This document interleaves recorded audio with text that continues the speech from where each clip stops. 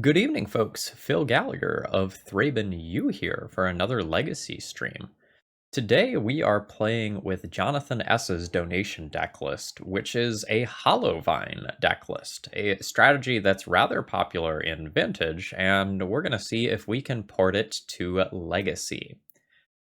So the biggest hurdle to overcome here is that we don't have Bazaar of Baghdad to mulligan to. And normally you can just go activate a Bazaar of Baghdad, and all of a sudden all your hollow ones are free and everything is hunky-dory. So instead, we're going to have to play cards like Faithless Looting and Burning Inquiry in order to turn on our draw and discard engine. Burning Inquiry is especially spicy because the draw and discard is random, which can do great or terrible things to both you or your opponents. So one way or another, that should be very entertaining. So the general game plan is to cheat a bunch of stuff into the graveyard and then either return a bunch of Vengevines by casting 2 creature spells. Most commonly, things like Basking Rootwalla and Hollow One are going to be hitting play. So that's the core game plan. What else do we have holding this together? So we have Ox of Agonas plus Lion's Eye Diamond as a way to do broken things from the graveyard. So if we escape this, we get a 5/3 for 2 mana, and we discard our hand and draw 3 cards. So that's a pretty powerful effect. The original deck list, I think, only had 3 of those and a couple less LEDs, and I talked with Brian a bit because he had played a similar list that I think had Goblin Lore instead, and he said this portion of the deck was really quite strong and that I should go up on all of them. One thing that Brian didn't have that this list is trying out that I'm really excited about is Anji's Ravager. So, number one, this thing has madness, so sometimes we will get to cheat it in for free, which is really cool. But other than that, this is a way to discard our hand and get a new baby hand. And if we have like Vengevines chilling in the graveyard and we're discarding Oxes and things of that nature, then hey, everything is going to be like great. The donor said that Bone Crusher Giant started out in the sideboard but got promoted to the main deck, so it's something that doesn't really look like it's on theme, but it kind of fills a slot of like another aggressive threat or a piece of removal. I can see it. The biggest change that I made to the sideboard was at Brian's suggestion. I added 3 Firestorms. So I'm excited to see how this deck does in action. I think our average card level is a little low for Legacy standards, but we do have a good amount of synergy. So I think that when we do the thing, it will be really strong. But I'm worried about the games where we just have like a Flameblade Adept or an Insolent Neonate and we don't like really quite get there. I'm really worried about what those games look like, you know. We don't have Force of Will as a safety net or anything like that. A lot of our sideboard is dedicated towards specific things. So, like, we have Mindbreak Trap for combo that we don't have a lot of interaction against. We have Nod to the Bone for things like the Merit Lodge decks and the Delver decks. Let's see how it goes. Let's just jump right in. For the YouTube folks, if you would take a moment to like the video, I would really appreciate it, and I wouldn't ask if it wasn't so important to getting more eyes on these videos. We're here for round 1. I have a Once Upon a Time in this hand, which can get me a creature or land card. I don't know that this hand has an enabler that actually makes this good. And as far as creatures I could go into to make this hand better, it'd be like an Insolent Neonate or something. So I think I'm inclined to just mulligan this hand. Okay, I haven't figured out what this one does yet, but it must do something. So I play Insolent Neonate. I play LED. I crack LED. That discards Basking Rootwalla. I cast it. I put a Vengevine into play on turn 1. I have 6 power in play on turn 1. Okay. Yeah, that's fine. We'll keep this. All right, let's go.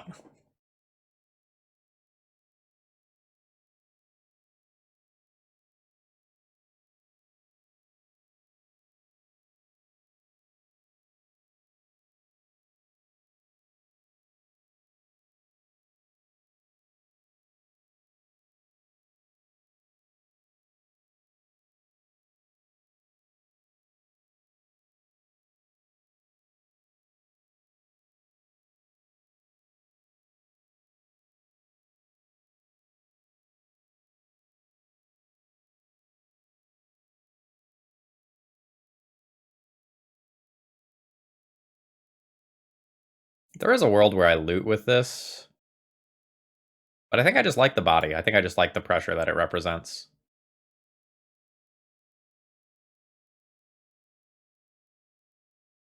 Oh shit, I did that wrong. Can I undo? Can I undo this mana ability? I forgot about Anji's Ravager's ability. Okay. Shit, I just cracked for the wrong color. Okay, well, lesson learned.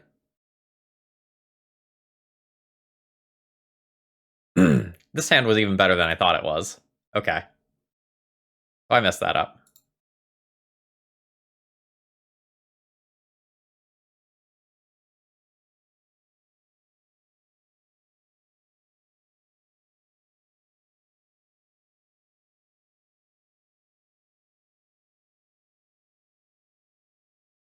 Hopefully that doesn't come back to bite me. But I could be, like, drawing 3 next turn. I even talked about how this had madness.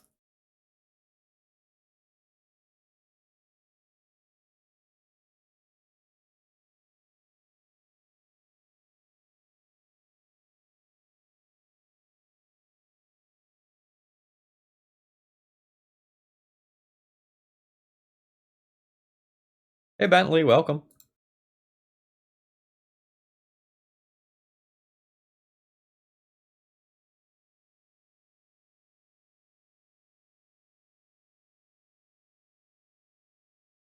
Yeah, if we can just do this every round, I'm totally good with this. We have a turn 3 goldfish.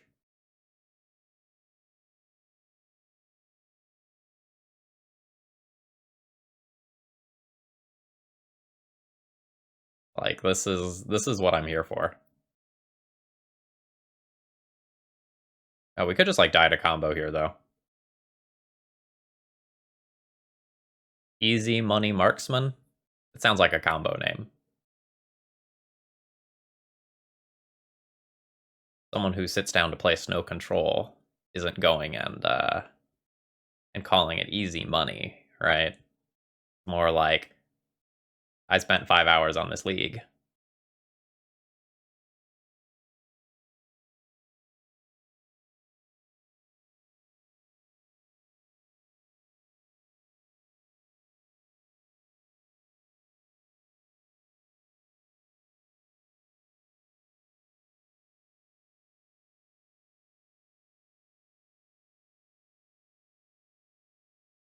Alright, are you dead? No, you have returned a Vengevine to hand.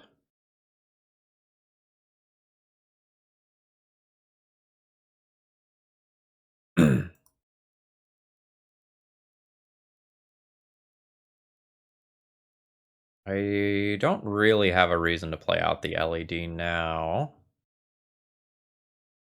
But I'm going to anyway, I think. Because there's some weird world where I need to, like, pump that Basking Root Walla.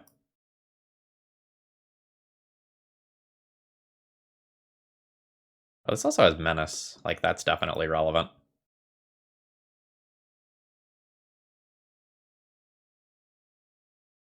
And that was a shuffle.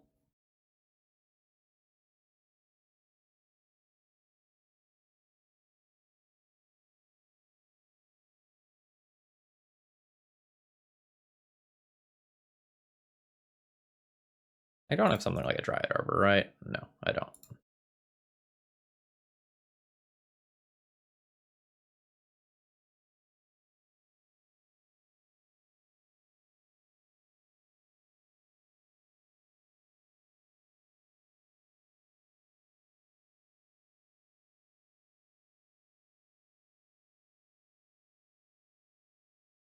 Guess I don't need to trade this away.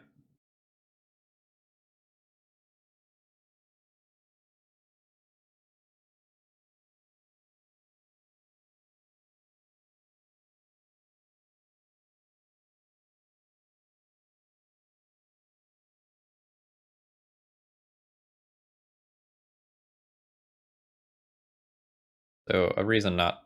Well, I guess maybe I did want to trade it away there. Because then it can't block a Vengevine later. when I hardcast it. Yeah, maybe that was an error.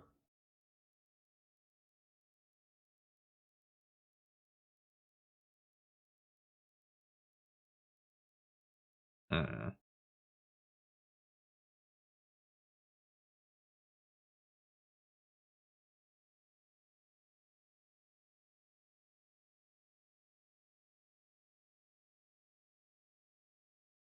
Ugh, this one's so over if I just crack for red instead.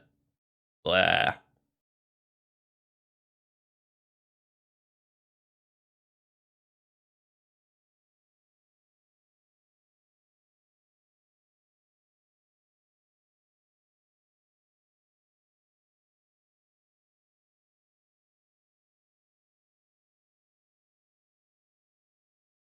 I think when we've seen Strix and Brazen Borrower, that's less likely. Excuse me.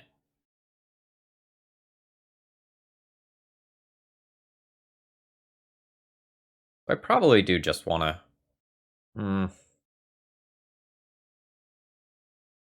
Yeah, I will just go ahead and attack in with both this turn. I'll force the block.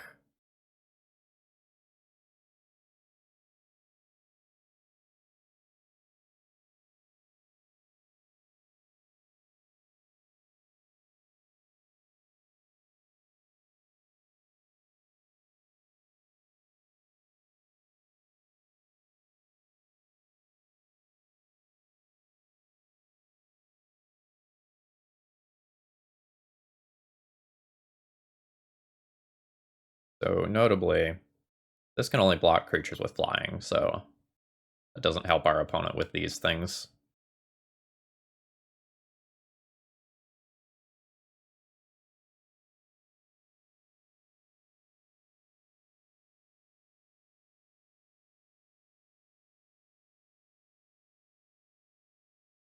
Is my opponent like straight up a blue-black control deck, by the way? Just to talk about that.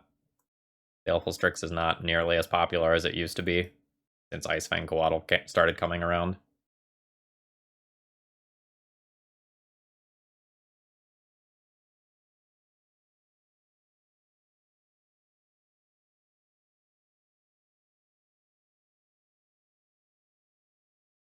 So they couldn't cast the front side of that, I see.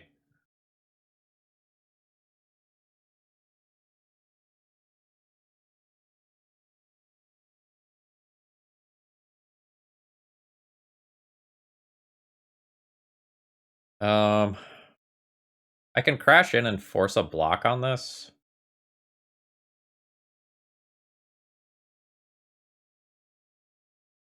I'm not sure that that actually benefits me. It might. Oh yeah, you're not Death Touch. You're just Lifelink. In which case, yes, that does just benefit me to do.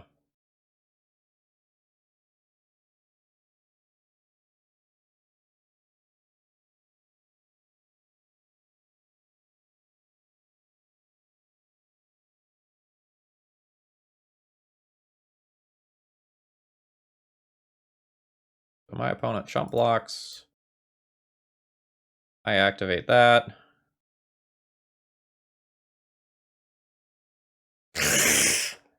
Well, rude. Activate this ability only once each turn, huh? Well, all right. I got. I was not expecting that.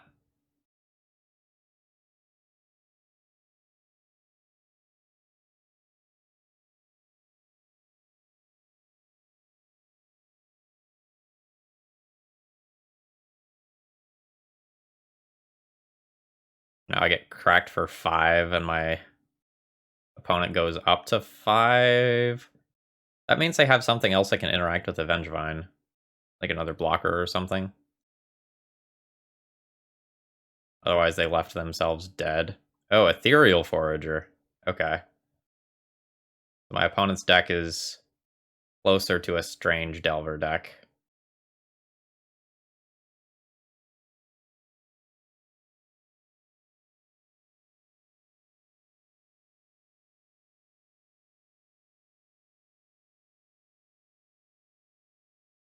Uh, I mean, let's go.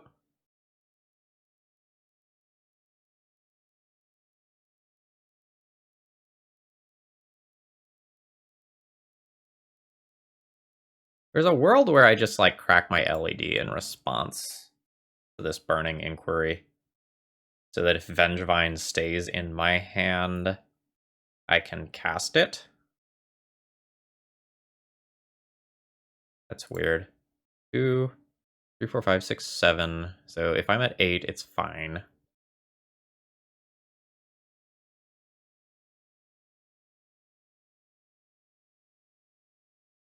Alright.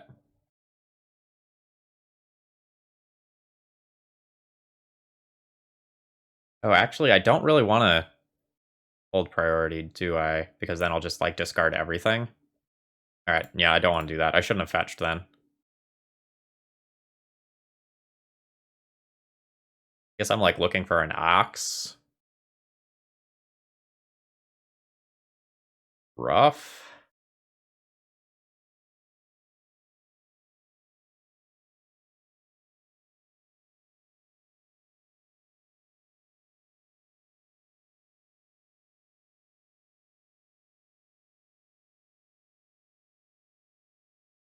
I think at this point I need to go all in and try to find something that gets me out of this spot. Otherwise, like, my opponent probably arrows me down in 2 hits.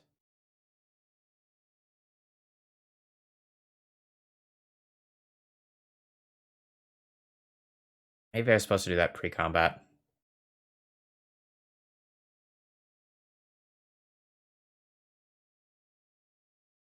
Ah, shit. I think I fucked up.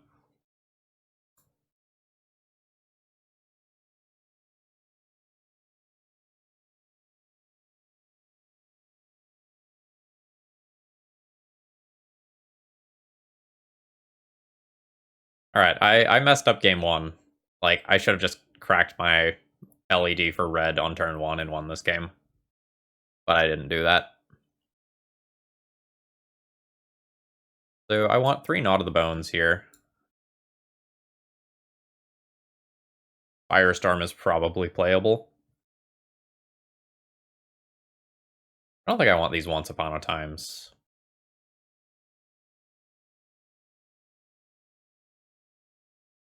Moxacono86, thank you very much for following, as well as J Reluctance. I missed you a little bit earlier.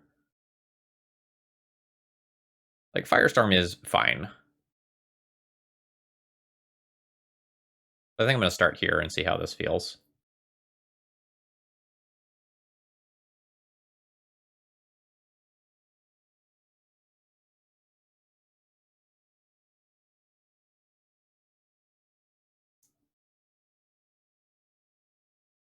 Gnaw to the Bone is giving me flashbacks to this limited format.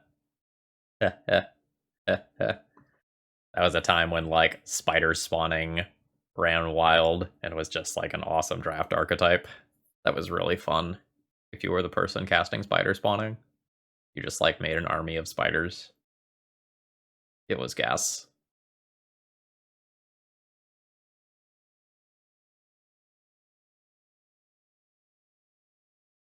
Opponent probably has to, like, try and figure out, like, what on earth we're doing. Our list is a little wild.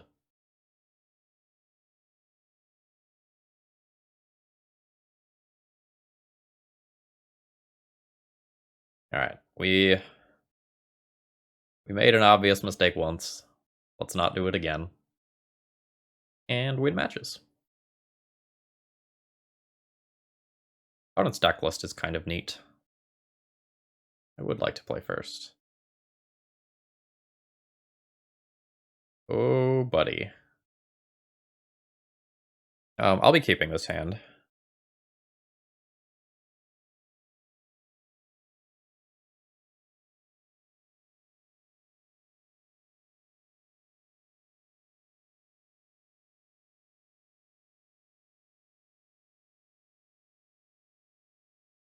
So, the question is, like, do I go ham with LED on turn 1? I don't think I do. I think I just cast Faithless Looting and set up.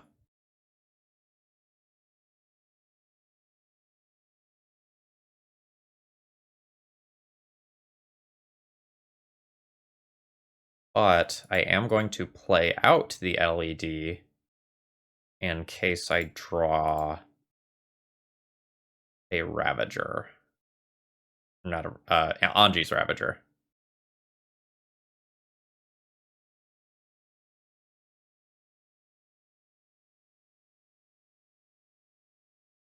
So I'm going to discard a Vengevine, and let's throw a Nod of the... I guess let's put an Ox in the graveyard.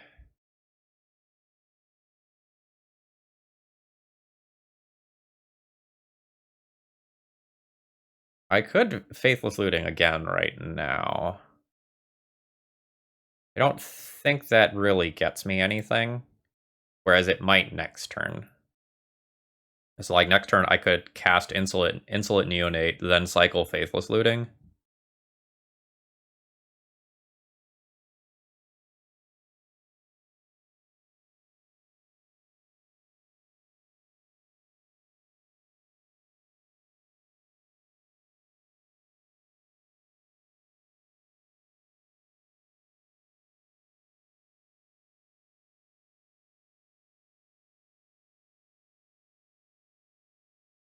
Ooh.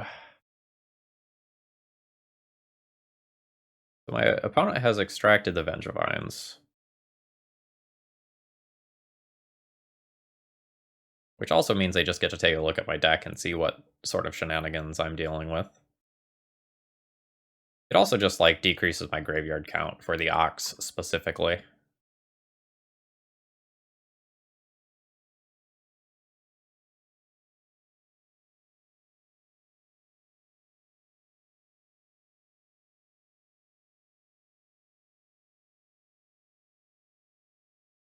It also lets my opponent know that if they have a wasteland, they should use it.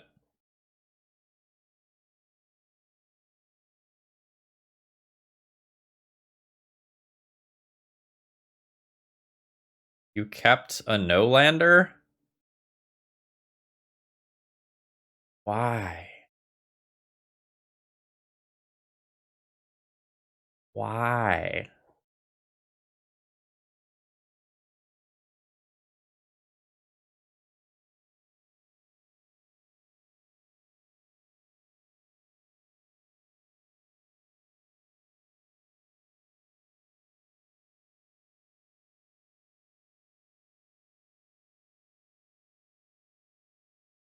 If I cast Faceless Looting, it takes itself out of the graveyard. Then I have 1, 2, 3, 4, 5, 6, 7, 8 cards in graveyard exactly.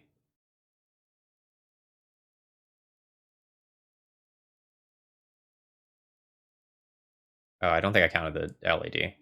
So I guess I need to not count the first Ox, right? So 1, 2, 3, 4, 5, 6, 7, 8, 9 total cards. I can put the Ox into play, then discard 3.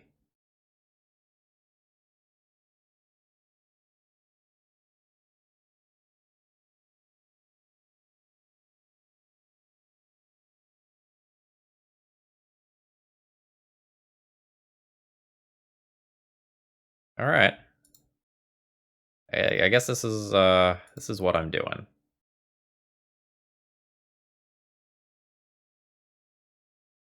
Super sucks if this Faithless Looting gets countered.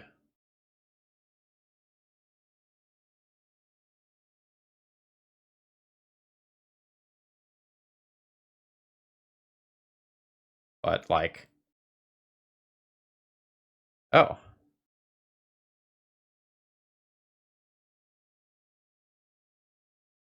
okay.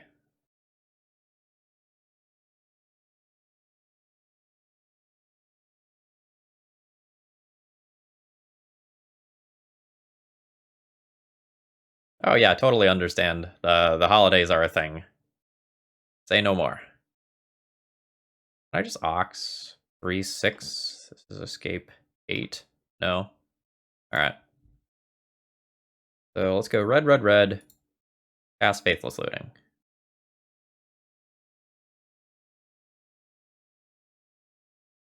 I discard both of these, and then next turn I get an Ox.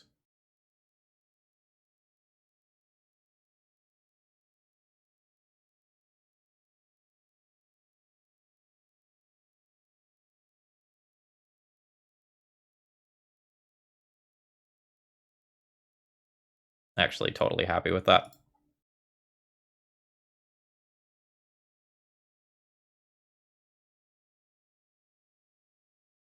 All right, let's go ox. I'll go red, red. 1, 2, 3, 4, 5, 6. 1, 2, 3, 4, 5. I make this bigger.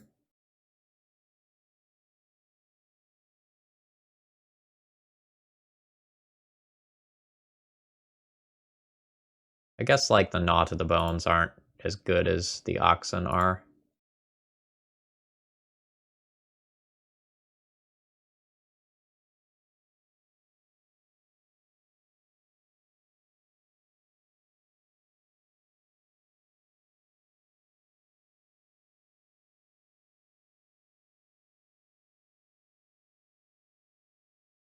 Like, I'm just gonna cast bad creatures and kill my opponent.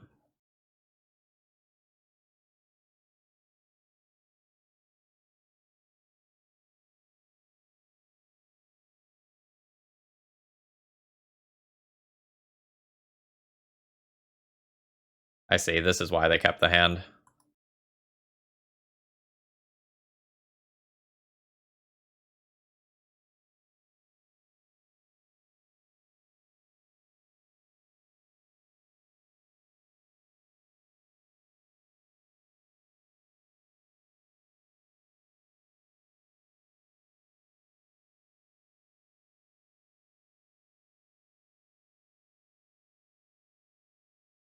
Yeah, it's a weird year in terms of like emphasis of holidays.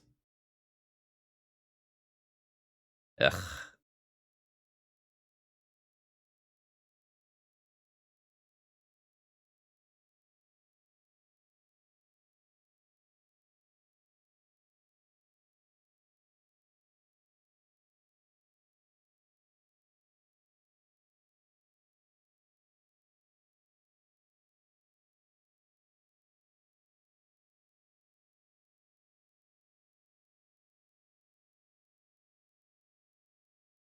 So I get to clock. So my opponent hits me to 12, and then it's going to take them 3 more hits to kill me.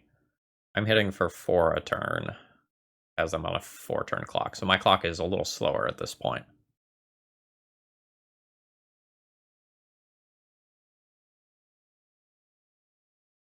Yeah, I'm on board with anyone who like goes and just turns some major holiday into a day where it's just like, yeah, I'm just gonna like fuck around and hang around with my friends and order takeout. Like, that's a great tradition.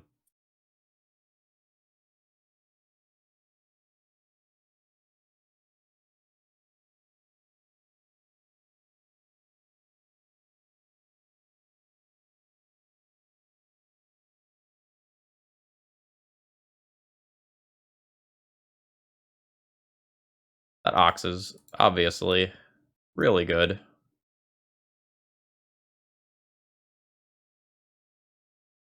I draw a land, that might tilt the scales far enough in my direction that I can actually get this one.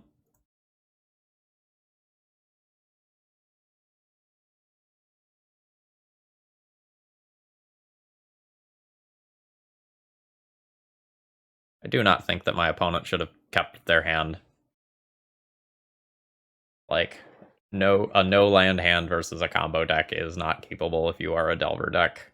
They might win anyway, but that is such a terrible thing to do. And I think it was on 7 as well. Like, you can do better than that.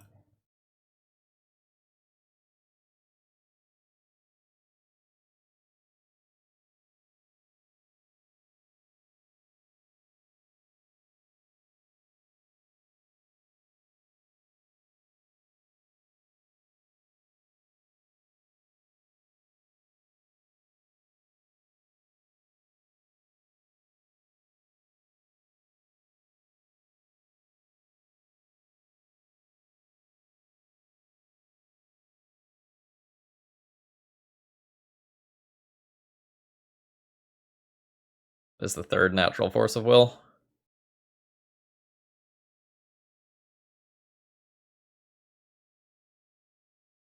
And I have to chump block this turn And then I don't know what actually wins me the game. I don't have my haste damage in Vengevine. Hollow One's not good enough. Yeah, I think I'm just on no outs.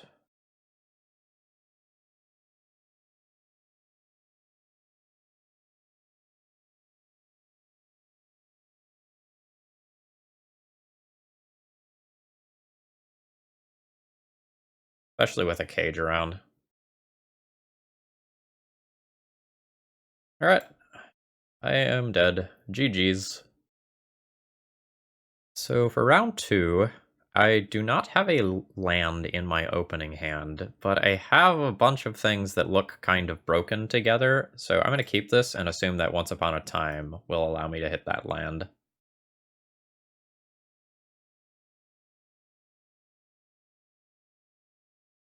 Okay, Basso, hope you're having a good evening.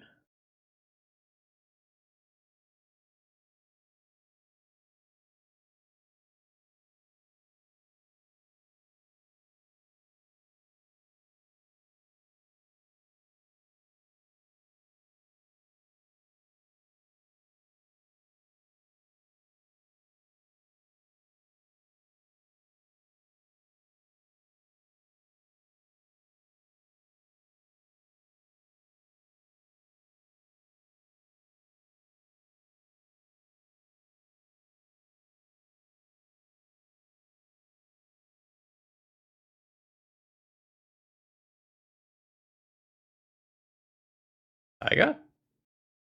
Okay, there we go.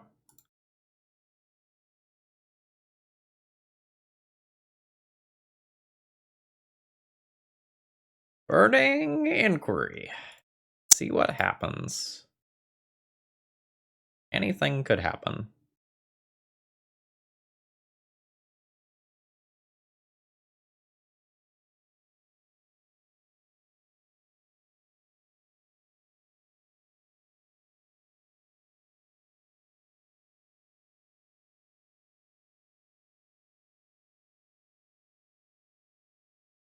Okay, so nothing good is in the graveyard as of right now. But Hollow One is free. So let's cast that. That's creature 1 of the turn.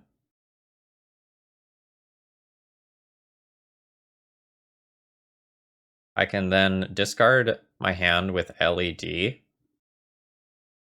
cast Basking Rootwaller, and return Vengevine. I can also just play another Burning Inquiry next turn. But seems like go now is the plan.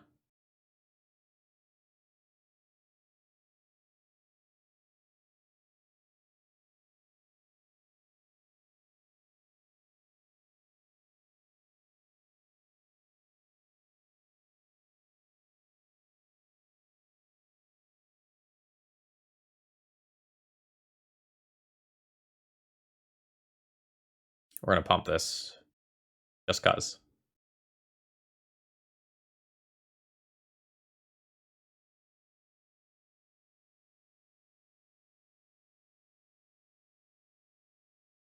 Alright, so on turn 1, we produced 11 power. That's pretty good. Like, that's acceptable by vintage standards.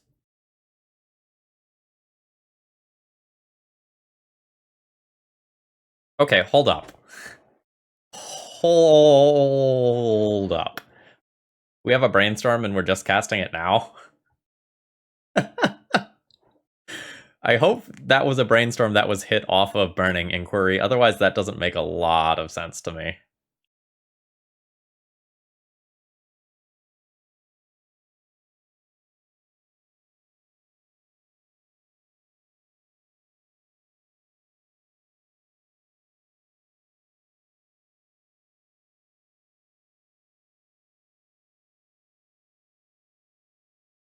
I might just die that Ink Moth next turn.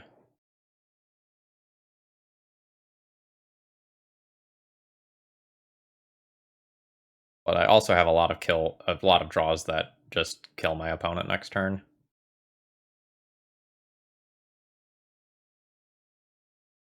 So any land is lethal next turn. Any card that cycles is lethal next turn. Ooh. This is the defensive Inkmoth Nexus. Like, they're going to block and invigorate.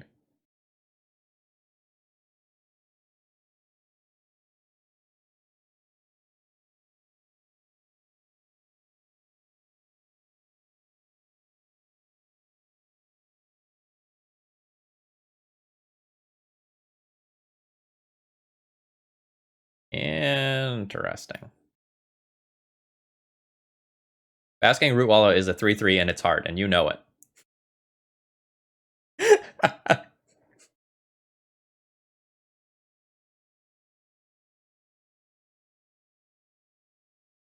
My little lizard friend is ready to crash in for lightning bolt amounts of damage. It is so wild to me that they have these cards and they didn't do anything on turn 1. What was their draw order? They also didn't like play Noble Hierarch on turn 1, unless that. God, it's so hard to figure out like what they're doing between like Burning Inquiry and my opponent not reacting when I thought they should react. I'm super confused.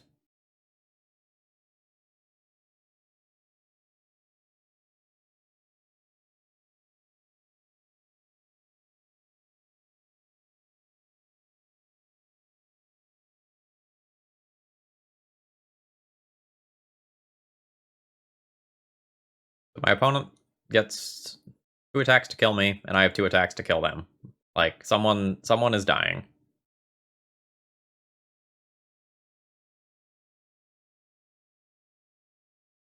I cast this, right?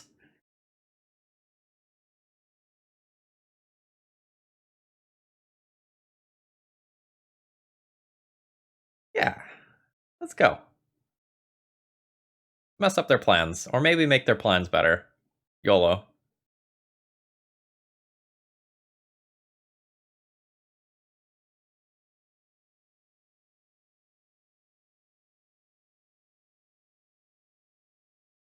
Okay, there's an Ox in the graveyard for me now. My opponent discarded Vines, Invigorate, Brainstorm. Hell yeah.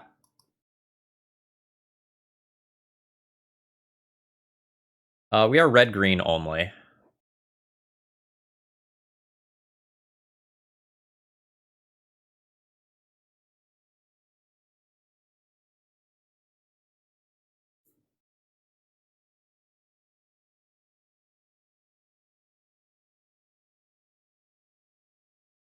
Arclight Phoenix is a reasonable inclusion in this deck. There was also one other I was thinking about slotting in. I think it's Flamewake Phoenix? Flamewake Phoenix was another one that I was thinking about, but I wasn't sure whether or not I was going to consistently enough have a 4-power creature to return that one. Okay, so Firestorm seems hot. Is this a sorcery or an instant? It's an instant. That seems like Blowout City.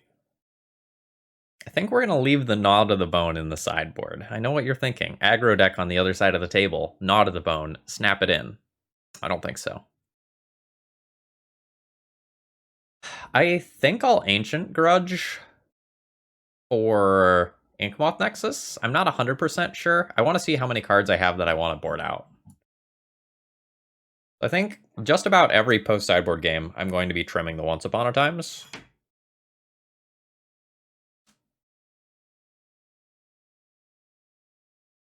So, is anything... Maybe I don't do this. Like, maybe my core game plan is good enough that I don't over-sideboard. Negator 77, absolutely. In fact, I was told that that's one of the primary reasons why it's there. Yeah, I'm not sure that I can actually bring back the Arclight Phoenix consistently, if that's something I were trying to do.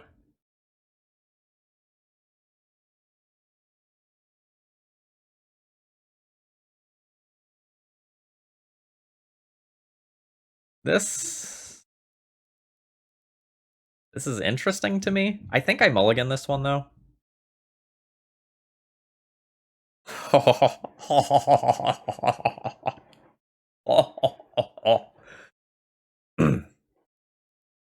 think I can keep this one. Yeah, this should be fine.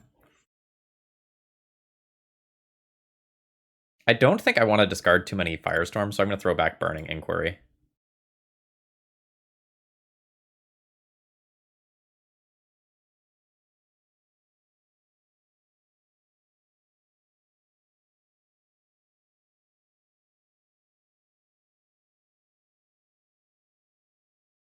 Alright, so do I let them have a turn with an Infector?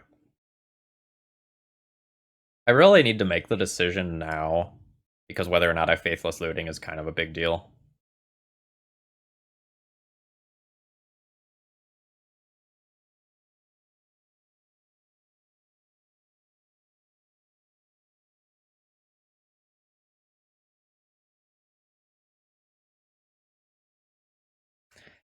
So reasons to Firestorm now. They don't have a forest, and they also don't have an island. So Invigorate and Daze are both offline currently.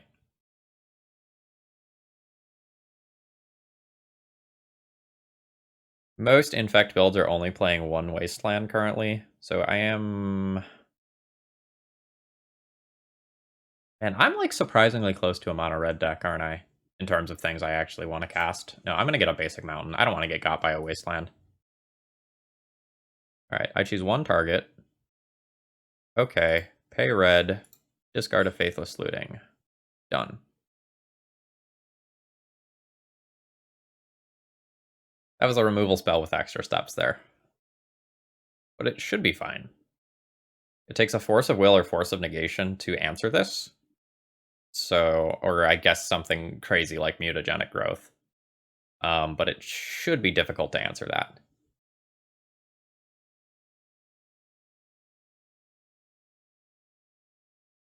And Gary, first of all, thank you for continuing your support. I really do appreciate it. Second of all, the Firestorm feels good so far. I'm going to try to get 2 cards next turn. Maybe. I don't know, that's a little weird. Doing that in combat is risky. Like, they have to animate it, and then I have to try to get them.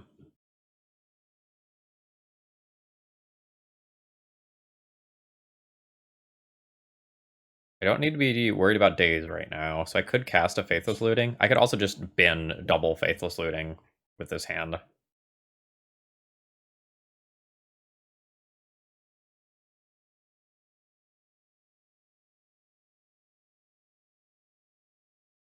Jeez, it's so awkward that I can't, like, wait to do this end of turn easily and still get the 2 for 1.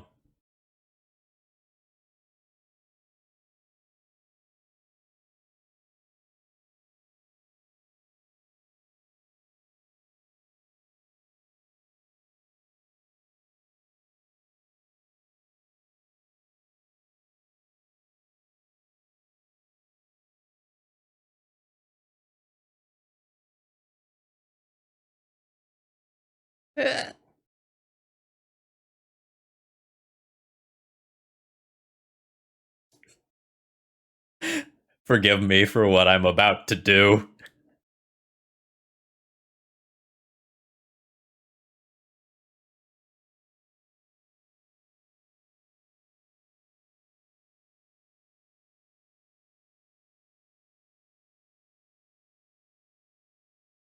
One, two, three. Okay. Pay red. Discard 3 cards. Don't have the extra mana to madness that, unfortunately. But this is pretty gross.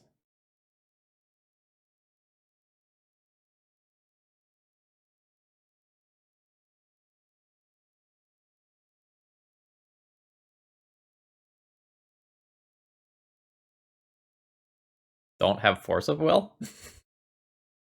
Fuck. Alright, that was unfortunate. I think we can all agree that opponent hates fun. All I wanted to do was draw up a giant firestorm and get my not really a 3-for-1, but 3-for-1. And instead, I got 3 infect damage. Rude.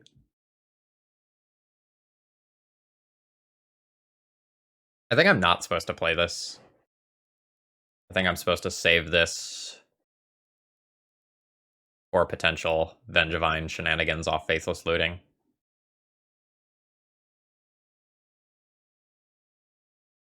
Oh god, Oko Avatar?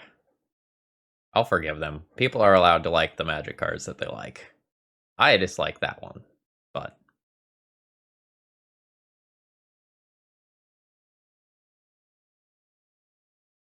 I don't give very much thought to my Magic Online avatar. Like, I changed it to Nicol Bolas once, like, probably legit 3 years ago at this point.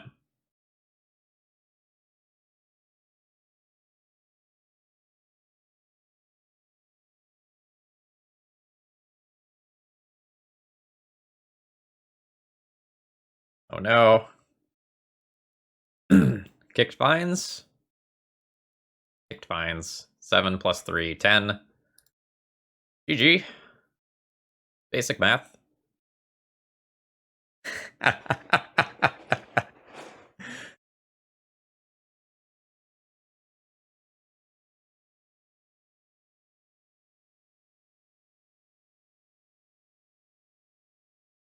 So again, I could bring in more reactive cards, but I think I just want to try to do my thing.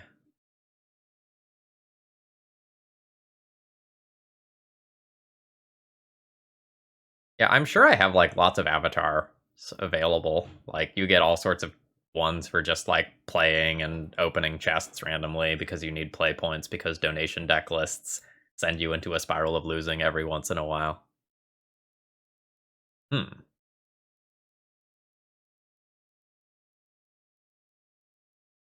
This has got to be good.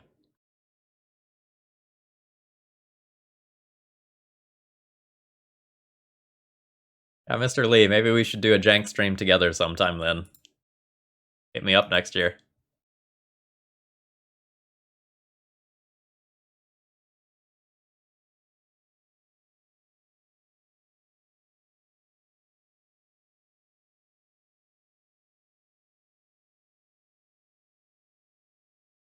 Double LED? What does that do?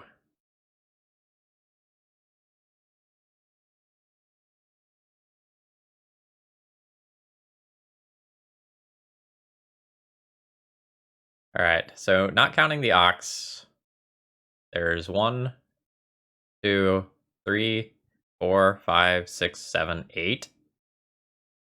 Are we just going? I guess I cast the Faithless Looting first?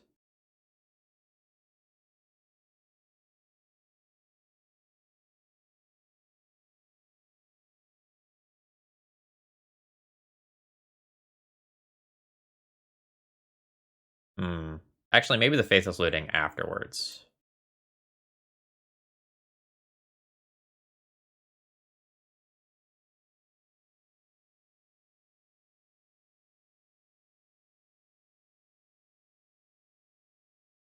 Alright, so we'll go 1, 2, 3, 4, 5, 6.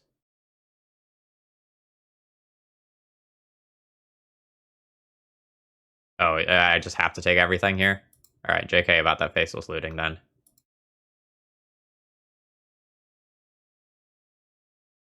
Force of Will. Get 7 for 1. Hmm. I guess we keep going.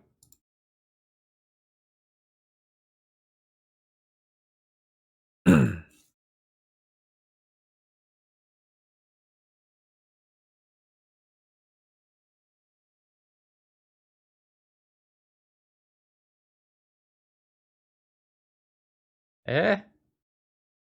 Eh?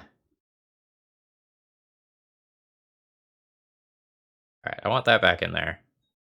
And I guess we do this again? Oh, buddy. Discard, discard. Cast that for free? Okay. That's legit. And we also have Firestorm for whatever 1-drop they play. And I think I fire it off on literally anything that hits the battlefield.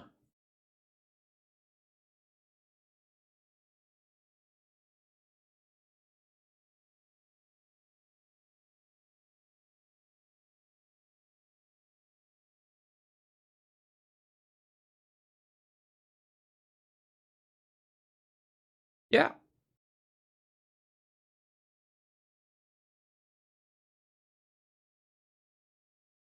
Actually, no, I don't want to do that now. I want to attack first.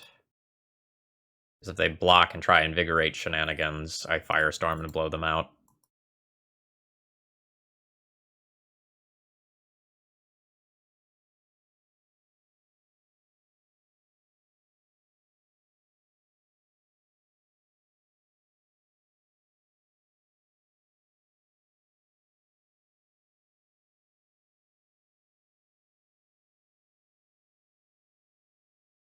Firestorm! Let's go!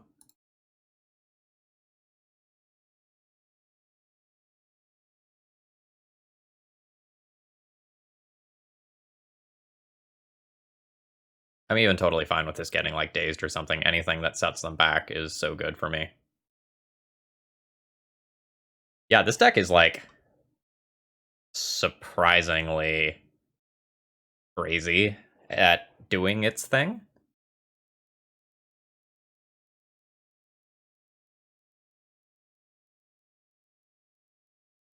Alright, you have to kill me in 1 attack. Because I am killing you in 2.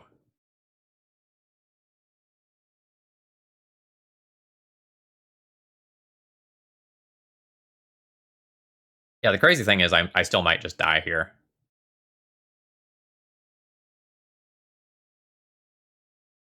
Like, my opponent can still just have Invigorate Berserk. And I die.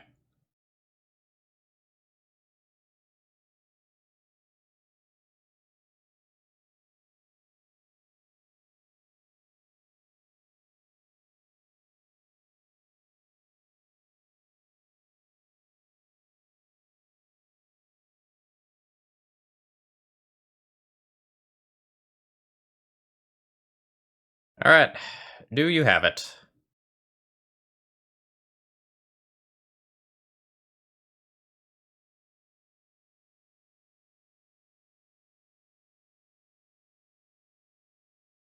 They don't know if they have it.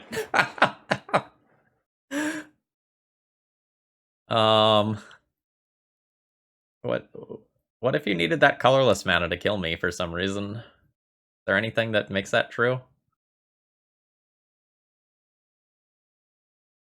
Hmm...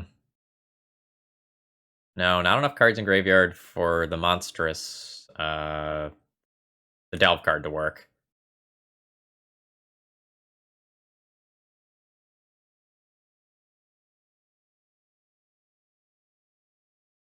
Alright, GG?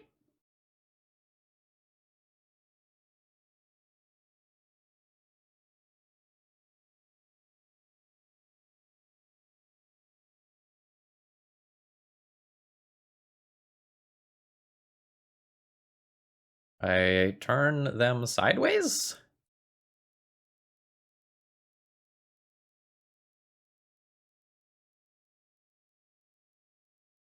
Okay. We got there.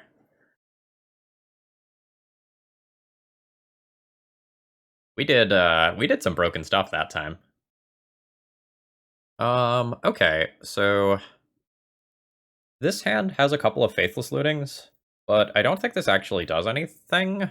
It could do things. It doesn't do things right now. I'm not sure whether or not this is bad enough to mulligan. But I think a lot of my LED hands or my hands that have something like really good to discard for value are just going to be better. So I'm going to ship this one.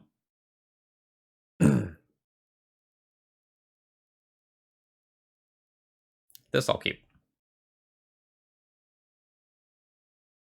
And I'm on the play. Burning Inquiry on the play is just like so hot. We've got to do that, right? It's the law. I feel like it's the law.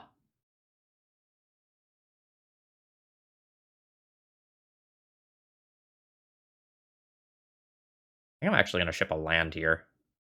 I like all of this stuff.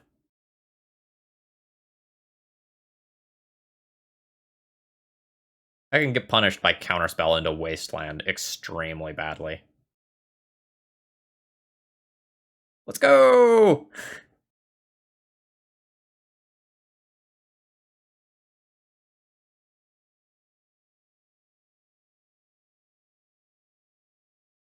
Well, we got an Oko, so at the very least, we have a moral victory. Bad news is we did discard the Faithless Looting, which was the card I wanted them to keep the most.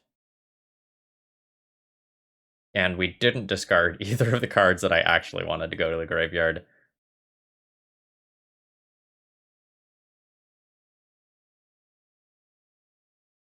Hmm.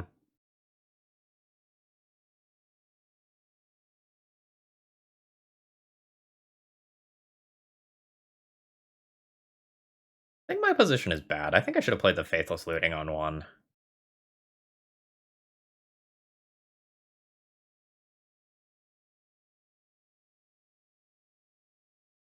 Playing the Faithless Looting on one lets me guarantee bin the two cards that I want to be in the bin.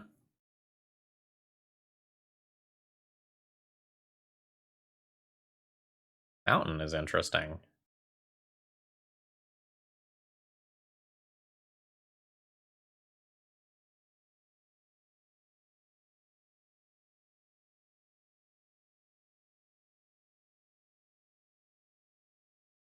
Welp! Let's go.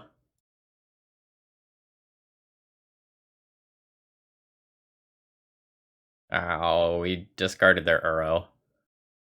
And everything that I want in the graveyard has just, like, remained glued to my fucking hand. Which is rough.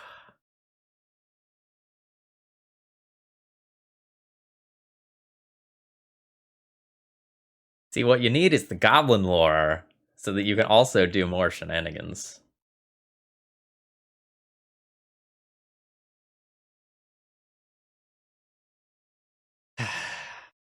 uh...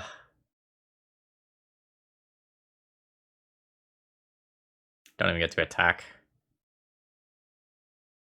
Guess I can play 3 of these, force them to Lightning Bolt 1 if they want to attack.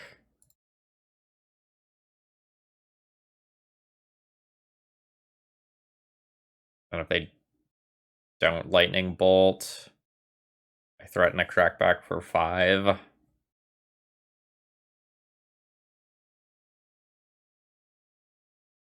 There's also, like, if I cast a Faithless Looting, I have other stuff that I want to go in the graveyard. Maybe I need to keep this to be my second creature to bring these back. Maybe that's how I'm winning this game. Ugh.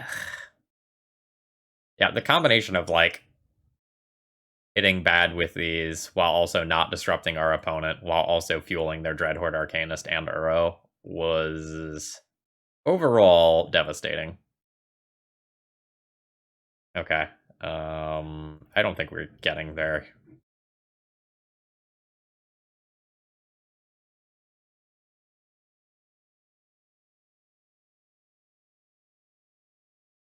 I'm not willing to pack it in yet until my opponent has a higher caliber card in play, but I think once they have that, what I have won't be good enough.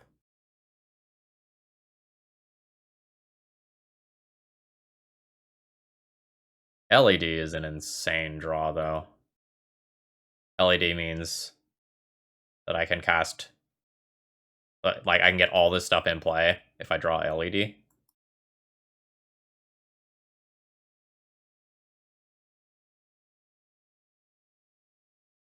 Well, I guess not all of it, most of it.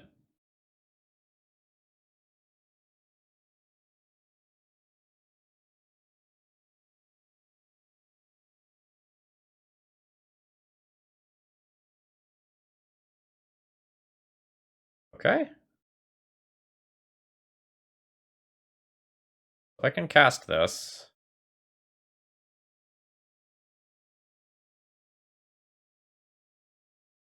Alright. I will put one of these in the bin. I've drawn a Faithless Looting, which is quite good.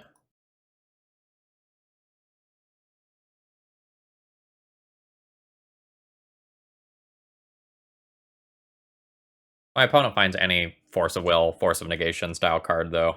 I'm very dead.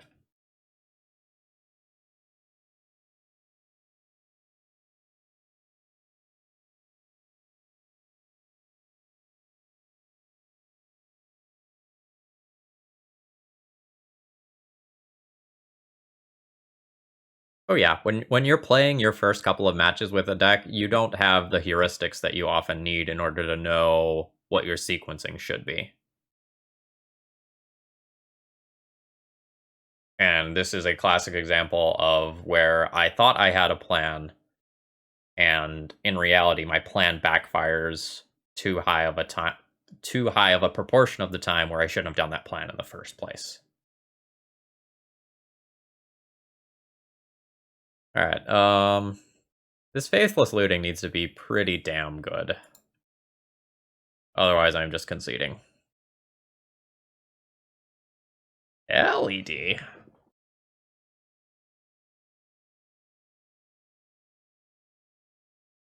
All right, so I can junk Vengevine and Basking Rootwalla. And I can get this Basking Rootwaller for free. Arkan, thank you very much for hosting. I will say hello to everyone properly once I'm done with this turn. This one's a little complicated. Alright, I will play this land. I'm going to go ahead and fetch now.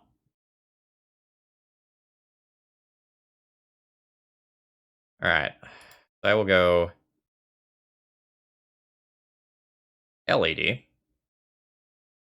And now I'll crack for triple red,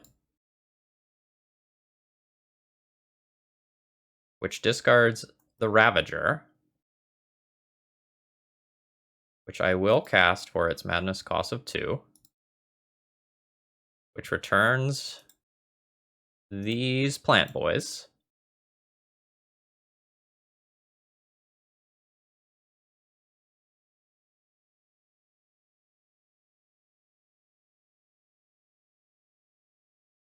Ooh.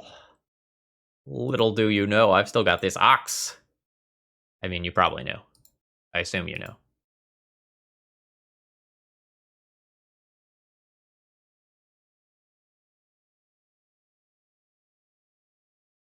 Ancestral Ox! Second force. Get wrecked, idiot.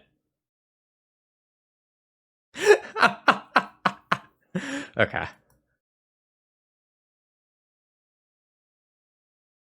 So the sad thing is I, still am not in a great position, right? So my opponent can do any number of things.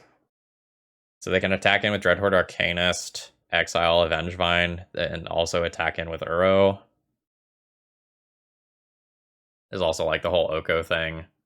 Oh no, just another natural Swords to Plowshares? Well, get wrecked, people named Phil.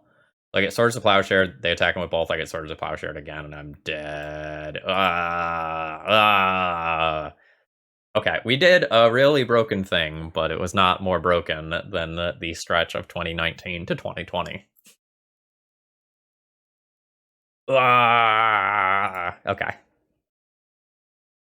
So for everyone tuning in from Arkan's stream from Legacy Council, hi, I'm Phil Gallagher of ThrabenU. Today we are trying to port a vintage deck to Legacy. We are playing with what is essentially a Hollow Vine deck list. We're doing some pretty broken things, and it's been a lot of fun thus far. I don't know that we're sideboarding against our opponent's deck. I don't have answers to Oko. I can answer artifacts.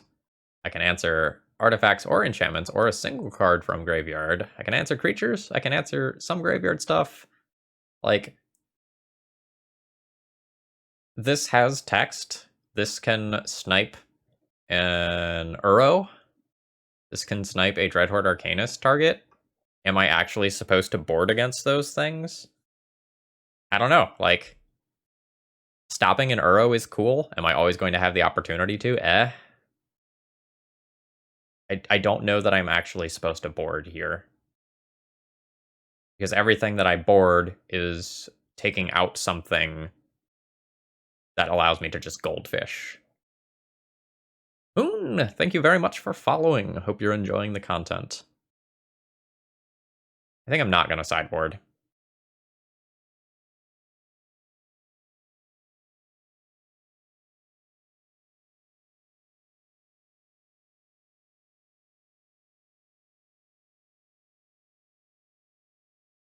Yeah, the Karn, like Urza Echo decks can do some pretty silly things.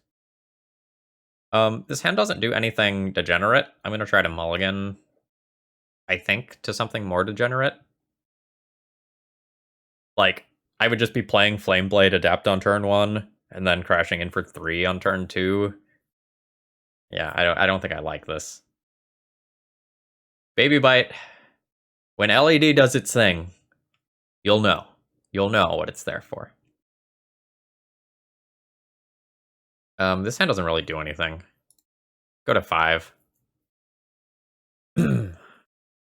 Okay. 1, 2, 3, 4, 5.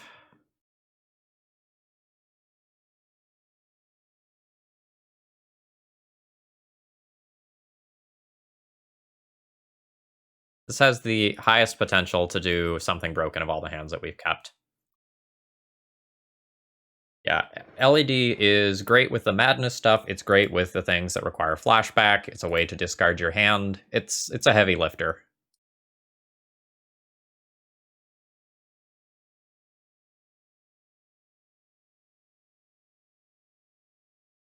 Well, let's put the things in the graveyard that belong in the graveyard. And we'll cast Burning Inquiry 2 turns in a row and hope my opponent flops around and dies. Well, JK, perfect mana.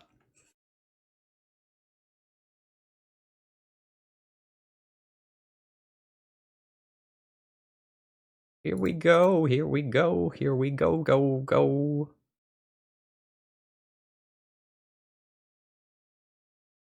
I can't cast that. No. I do have a Vengevine in the graveyard, though. So I'm extremely likely to discard Basking Rootwalla. So I guess let's feel the burn here.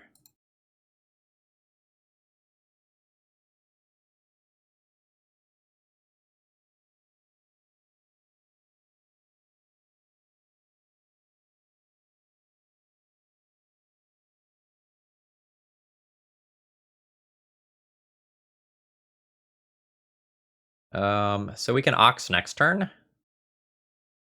We can Ox next turn.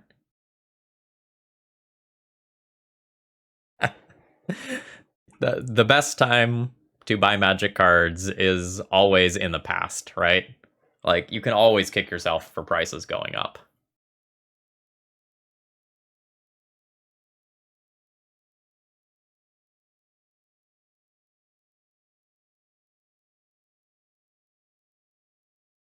So I could attack in with Basking Rootwalla, and it's essentially free damage. But there's worlds where shit gets crazy, and I just end up returning a Vengevine this turn. So I think I'm gonna, like, miss out on 1 point of damage in order to potentially get a lot more.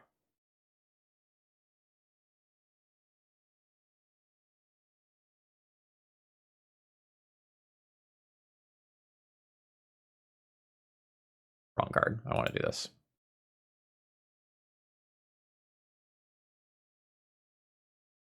Alright. Land, Neonate, Adept, Inquiry, Ravager, Land, Artifact, Land?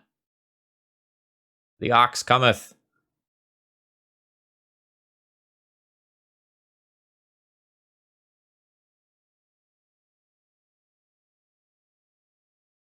Boo!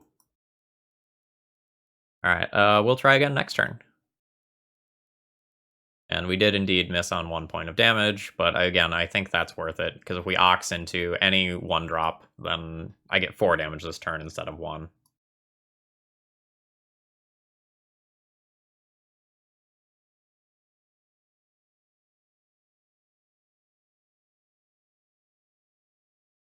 Yeah, I don't know how much my Pokemon cards would have been worth if I kept them, but I really don't want to think about it.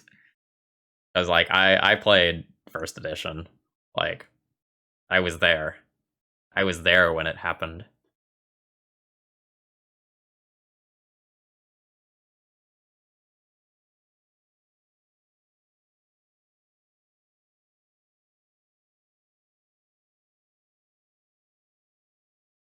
I think it might actually be better to cast Looting rather than Once Upon a Time.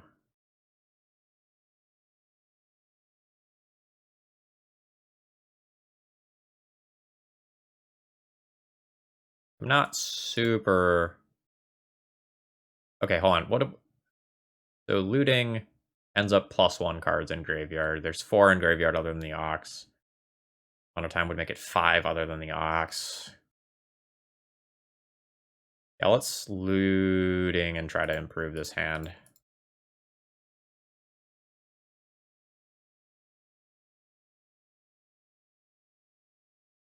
Force of Negation. Okay. I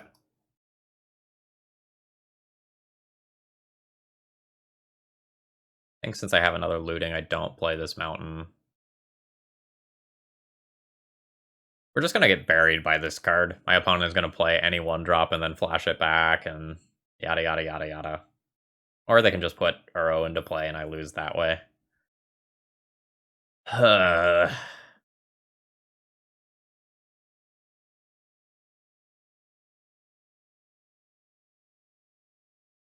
Alright. We lost to this, which our opponent didn't even cast the first time. Say la vie, so it goes. Yeah, I don't think I'm on outs here. Like, my opponent gets to brainstorm twice this turn.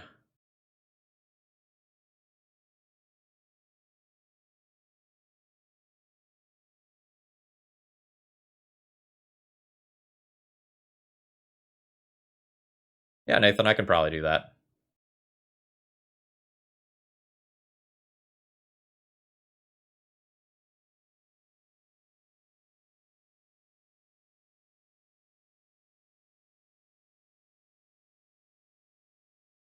Yeah, this, what?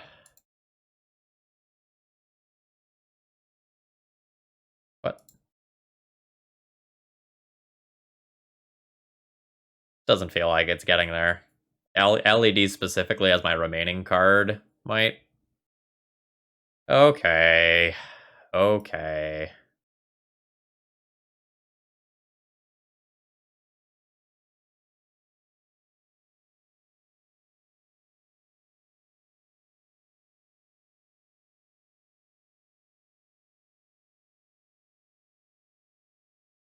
Alright, let's throw in the towel there. We're not getting there this time. Okay, what are we looking at this time? We are looking at a Burning Inquiry based hand that I think I'm good with keeping. We potentially can put a Vengevine into play on turn 1. Things would have to go kind of right, but they might go right with this Once Upon a Time. Once Upon a Time finding a hollow one, for example, is pretty darn good. Yeah. My Magic collection is currently sitting in a fireproof safe.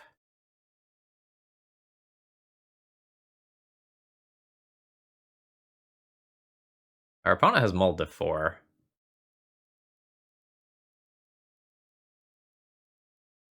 I think I'm going to be casting a turn 1 Inquiry. Like, I'm going to fuck with whatever they have left.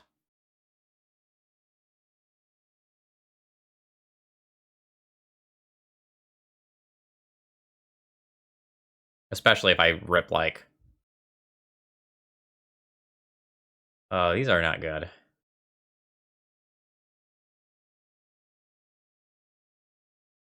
Like a Neonate.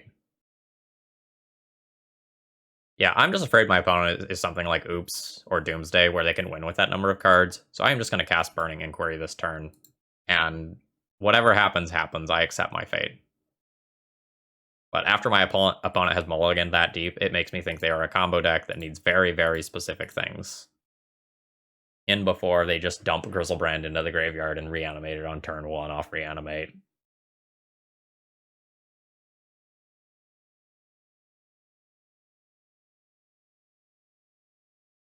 Okay, so my general read was correct.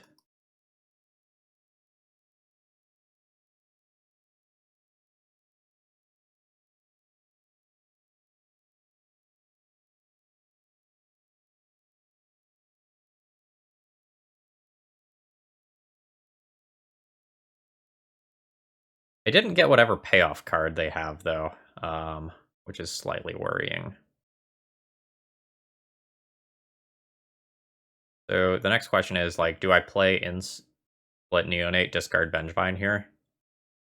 And if I draw any land, I get the Vengevine into play? I think so.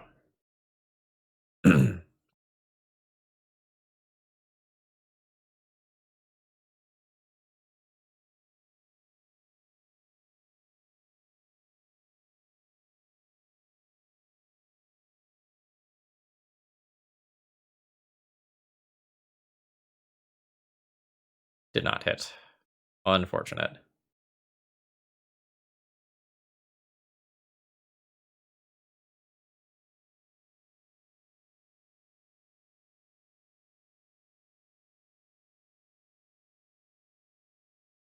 Yeah.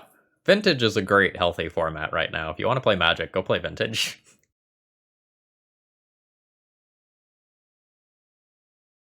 Okay. Now this is slightly awkward because I can't return Ravager this turn. Or not Ravager, Vengevine.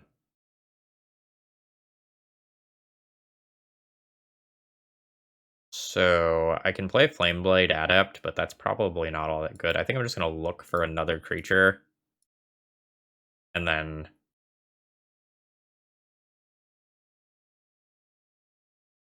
with Neonate, I can return Vengevine next turn. That's fine. I'm giving my opponent too much time. Like, it's turn 3 and I've dealt 2 points of damage. That's not what I'm looking to do. Luckily, my opponent is also not doing what they're looking to do. Oh, baby.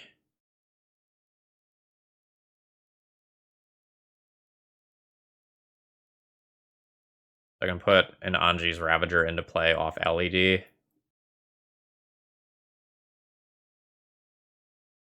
Or alternatively, I can just put 2 Anji's Ravagers into play. Actually, I can put in like Flameblade Adept. Oh god, I can put in Flameblade Adept, then LED my hand away. Okay, yeah.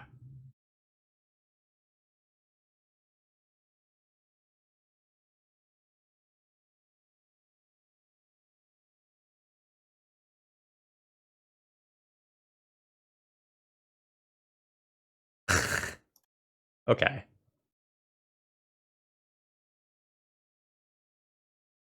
Alright, why? Oh, Moto, please. Moto?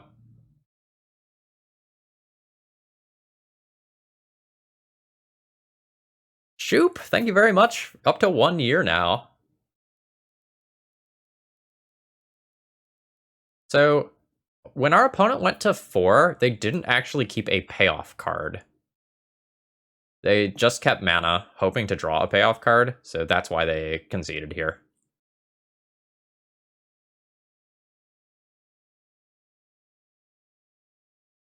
Alright, what do we have for this matchup? Mindbreak Trap looks great.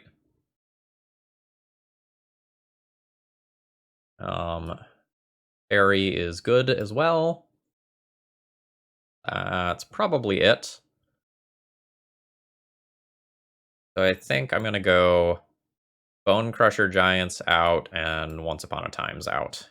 Actually, Once Upon a Time looks for Fairy. No, I'm gonna keep those in. Then maybe I trim some of that and maybe one of these.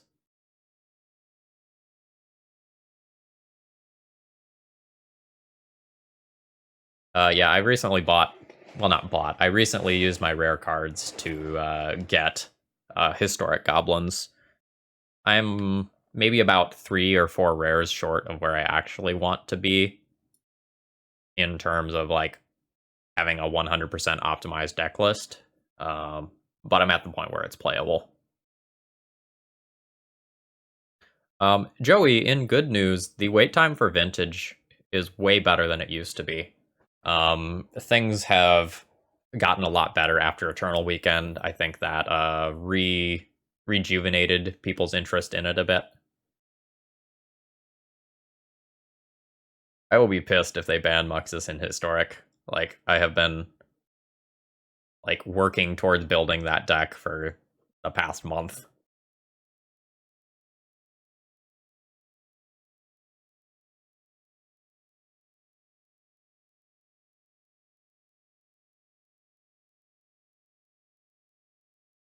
Yeah, kinda. I've seen a handful of screenshots circulating.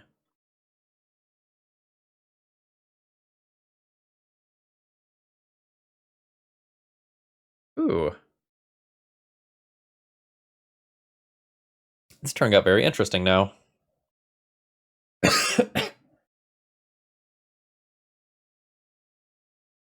My Mind Break Trap doesn't really do anything anymore.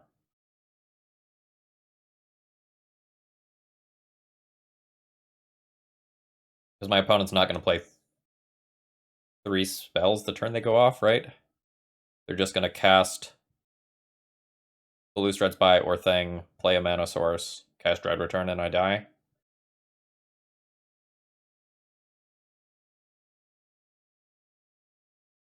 So, well, there's some worlds where that's not true. If they draw a Ritual, they have to cast that.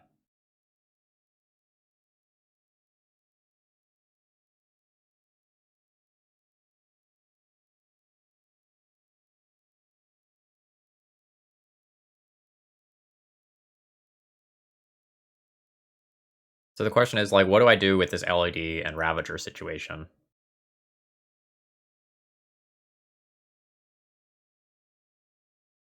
Because I can just, like, put Ravager into play on turn 1, potentially. Alright, I think I am going to fetch, cast the Once Upon a Time, and then make my decision from there.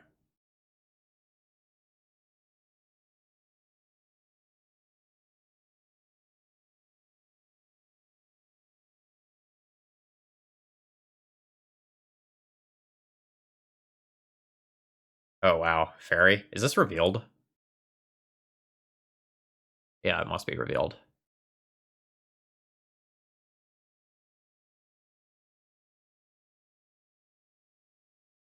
Well, alright, I think we're gonna settle in for a longer game.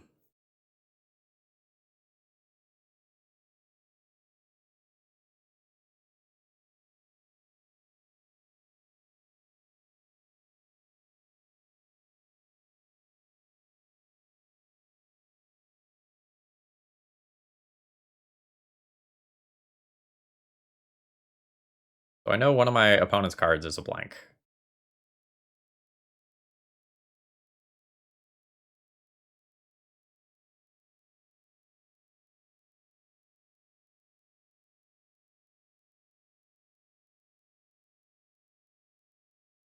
Yeah, there are a lot of people who are really flexing at Eternal Weekend. Oh, our opponent has scooped it up after mulliganing and, like, us revealing Fairy. I think the game would have actually been pretty interesting. Like, with this draw, I might have been tempted to just, like, not play the slower game. Cast Burning Inquiry, see what happens, like, put the LED into play. Yeah, it would have been interesting. I think I would have just kept it going slow, because I find it really hard to imagine worlds where I lose when I have both Mind Break Trap and Fairy, but then, like, how am I actually winning?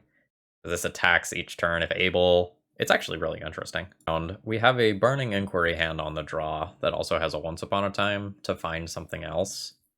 I don't know whether or not this hand is good. If the Burning Inquiry doesn't resolve and I don't loot through a lot of these lands, I kind of do nothing. I'm gonna mulligan once. I'm gonna mulligan twice. No red mana here. I'm keeping this one. And these two are going back. Our turn 1 could be amazing or terrible. No one knows. Now that our opponent is playing blue, it's a much higher chance of being terrible. Yeah, especially off Volcanic Island. Our opponent is likely to have between 6 and 10 free cards that can counter this Burning Inquiry. And if Burning Inquiry gets countered, I think I lose.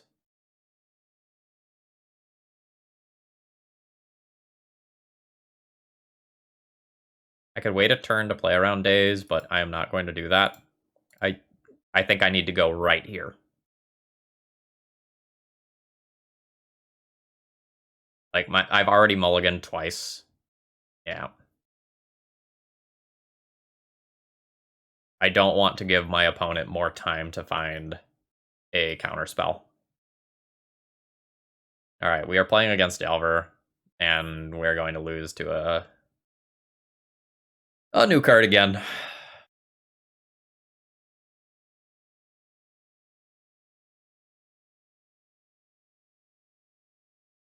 Man, I really hate losing on turn 2 to a single snowball card. So, like, now this finds the next piece of counter magic to protect this, and the game is over, effectively. Ugh. Or my opponent could just, like, find another counterspell off this, and then the game is also over in that direction.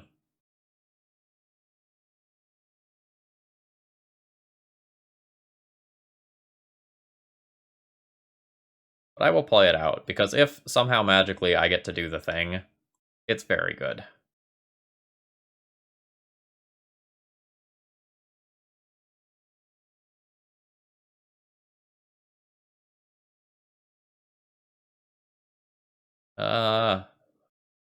Matt, I don't particularly drink either one of them with regularity. Like, I almost exclusively drink regular water. Like, I filter it. That's it. That's what I drink 99% of the time when I'm at home.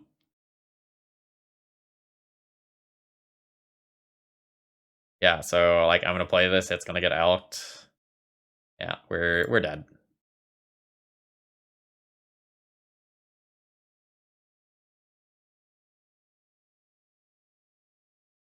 Yeah, our Arcanist looks fair. It's not.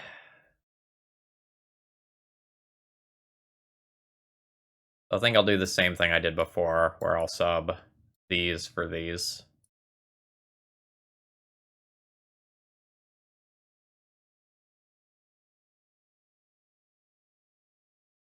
I mean, if I have to decide between the two, gun to my head, I'd probably pick orange juice. My girlfriend's real big on the whole, like, sparkling water thing. She gets that bubbly brand all the time, but I don't know. Don't think I could live with myself if I was just, like, sitting there sipping LaCroix, like, pinky out. I can't do it.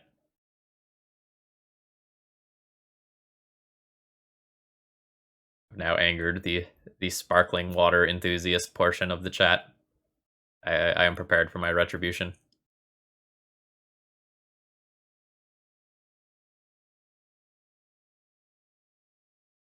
I am closer to a beer snob than not, though. I went down that IPA rabbit hole.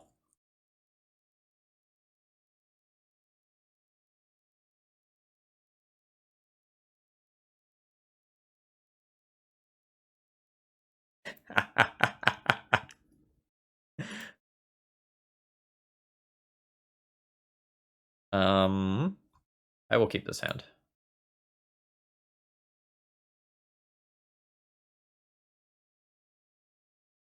Yeah, when I went overseas, people were, like, really, really in love with the whole sparkling water thing.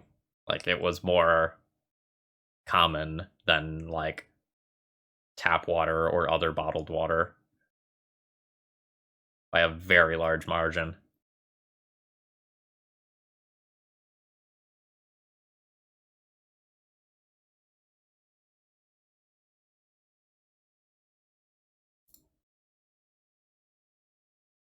I think I'm going with regular Faithless Looting on one.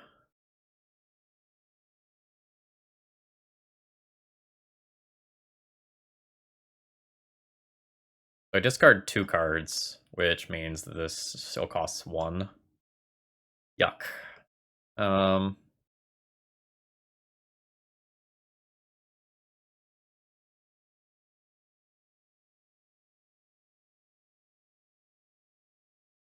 eh, Why isn't this vintage?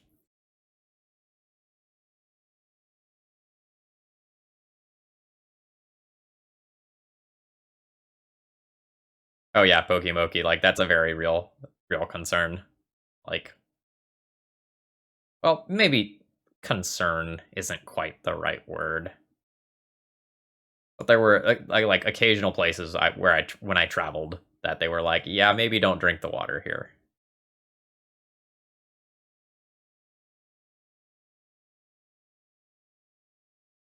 But it was, like, individual, small, rural places, not across the board.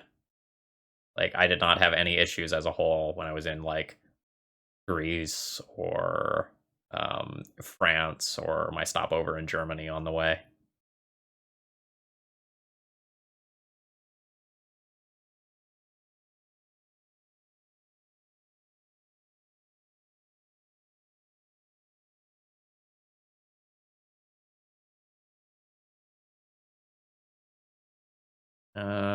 Okay. I discarded my hollow one that I wanted to keep. Classic. And I also discarded the Ravager that I wanted to keep. And I can't cast that. I need 1 more mana. Do I play Flameblade Adept?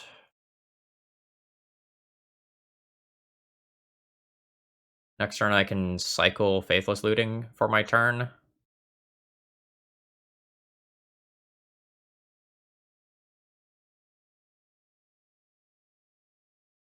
Uh, uh. Alright, I guess I'm playing this.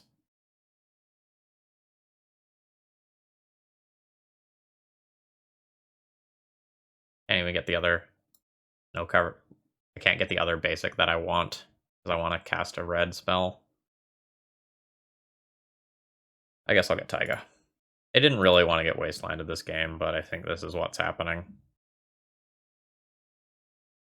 There was also a world where I don't cast this in hopes of saving 2 things to return Vengevines.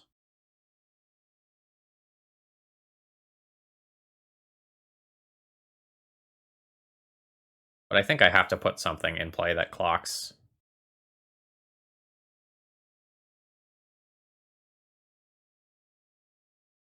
Yeah, when I went to France, wine was awesome. When I went to Greece, wine was awesome. Here in Greece, questionable.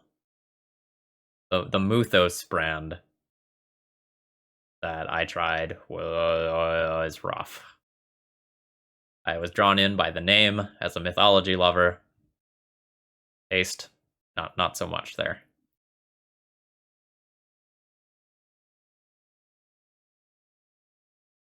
Yeah, there's the punish.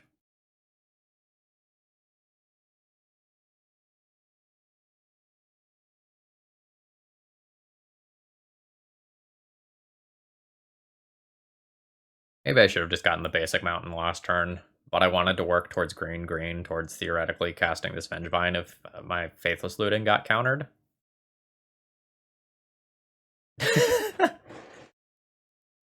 uh, yes, I was not sober for most of my time in France. Well, most of the evenings in France, more accurately. Uh, all right, we're gonna lose to a 2 mana card again.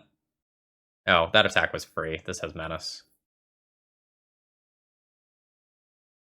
I was too busy lamenting my death to remember that.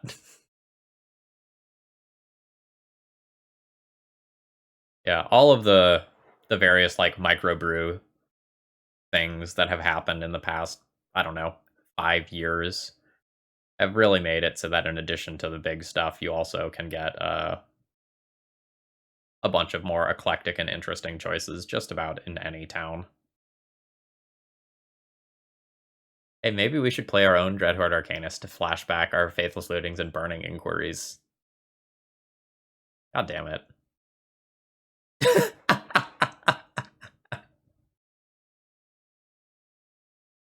Yeah, we're just dead to this again.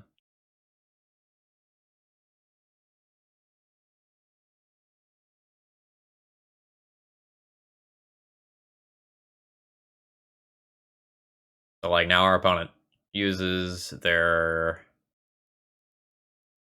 I guess Preordain is what you do in a vacuum if you don't have a shuffle effect to work towards finding another counterspell.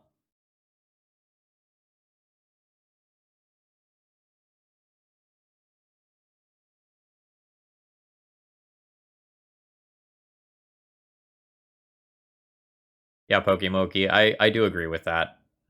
Um, I think there needs to be a couple cuts for things that go and are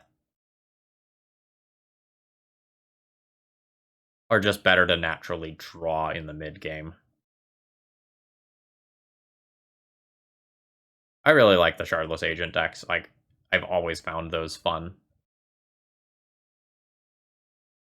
Zizzles and Wraithmorn, thank you very much for following. Alright. I might actually be able to do something big this turn, but I just assume that this spell is going to be countered, and then I'm going to be sad. Oh, it didn't get countered. So I need to discard this, and then I guess I discard one of these to get it for free. Garlic bread is strong.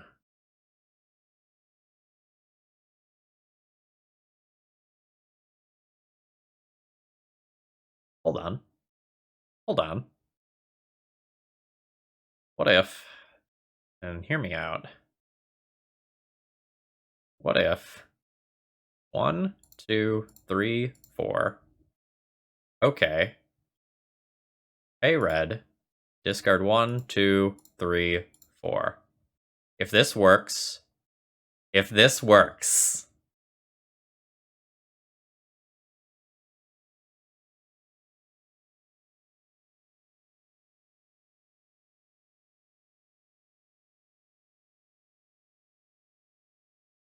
What if they have nothing? What if they have nothing, and I wipe their board, attack Oko for 8, and win this game?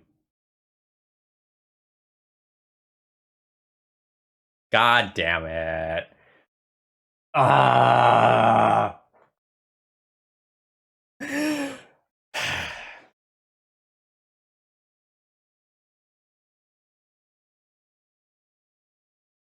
All right.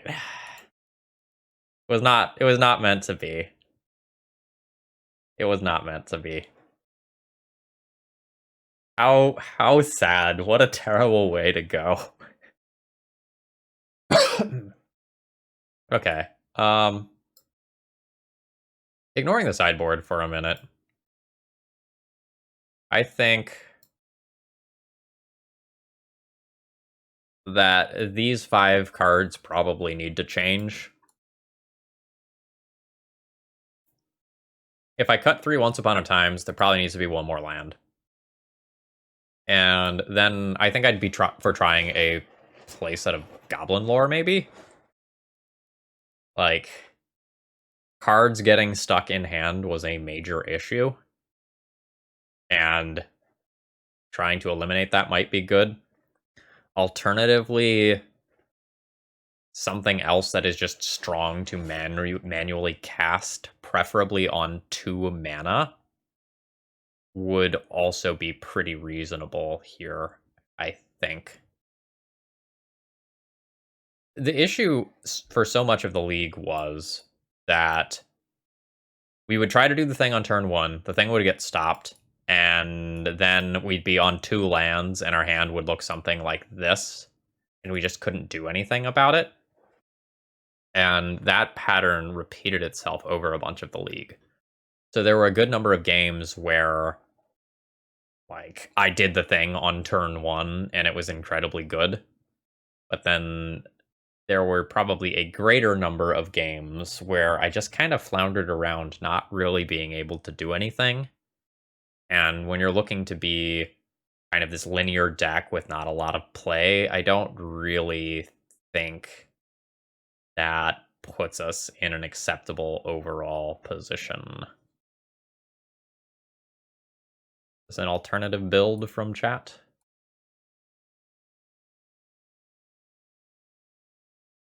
This has seasoned pyromancers, veteran explorers, and goblin lore. Yeah, I can see the merits of trying something like this, where you have some alternate things that are good with the graveyard. So you get like the Cabal Therapy flashback portion here. Seasoned Pyromancer has like some draw discard stuff associated with it as well. Yeah, I can see trying out some of this stuff as well. So overall, I'd say this one falls into the category of fun, but not quite there in terms of competitiveness. Like we just got smashed by 2019, 2020 cards, and we had very little recourse against that. We're also a little bit softer to counter magic than I'd like, but I don't know that we can play something like Veil of Summer. Like I know it's in our colors, but mana was so tight. Maybe that means there just needs to be more land in this deck in the first place. Another way to take it is try more things that return from the graveyard easily. So, Arclight Phoenix was brought up. Flamewake Phoenix was something that I was thinking about. Like, there's other ways to take this deck, but I don't feel like it's quite there the way that it stands now. It's super cool when it does the thing, but it doesn't always do the thing. And when it doesn't, you're playing cards that look like this in Legacy. You're playing cards that look like this in Legacy, and I don't really know that that's an okay place to be.